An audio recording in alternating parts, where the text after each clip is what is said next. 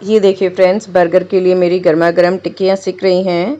और टिक्की बनाने के लिए मैंने जो स्टफिंग ली है, उबले हुए आलू, बारीक कटी हुई प्याज, बारीक कटी हुई हरी मिर्च, थोड़ा सा बारीक कसा हुआ अदरक, और उसमें मैंने मसाले मिलाए हैं नमक, लाल मिर्च, सौंफ पाउडर, धनिया पाउडर, चाट मसाला।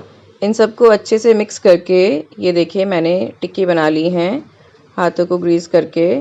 और टिक्की जो है बर्गर की फ्रेंड्स, वो थोड़ी मोटी होती है, तो क्या होता है कि जब हम हाथ में बनाते हैं टिक्की बीच में से मोटी रह जाती है और एजेस से पतली हो जाती है। तो ये देखिए इस तरह से आप रोल करिए उसको चॉपिंग बोर्ड पे, तो उसके एजेस भी इक्वली मोटे हो जाएंगे। ये देखिए बिल्कुल अच्छे से शेप आ गई है टिक्की की। फिर मैंने इसको तवे पर सेका है दोनों तरफ से घी डालकर। मैंने डीप फ्राई नहीं किया है, आप चाहें तो डीप फ्राई भी कर सकते हैं।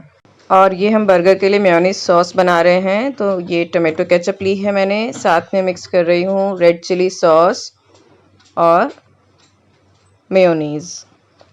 मेयोनीज़ की क्वांटिटी ज़्यादा रखेंगे जिससे बर्गर में टेस्ट बहुत अच्छा आए और उसी से टेस्ट मैकडॉनल्ड्स को रिजेंबल करता हुआ बनेगा।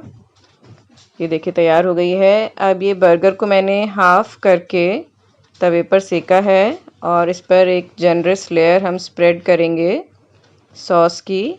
ऊपर से हमने अपनी तैयार की हुई टिक्की रख ली है और इसको एडेड टेस्ट देने के लिए हमने एक चीज़ स्लाइस लगाई है इस पर। सैलेड्स में क्यूकम्बर, फिर हम रखेंगे टमेटो स्लाइसेस और उसके ऊपर अनियन के 2 स्लाइस, और फिर से एक अच्छा सा डोज देंगे अपनी प्रिपेयर की हुई सॉस का।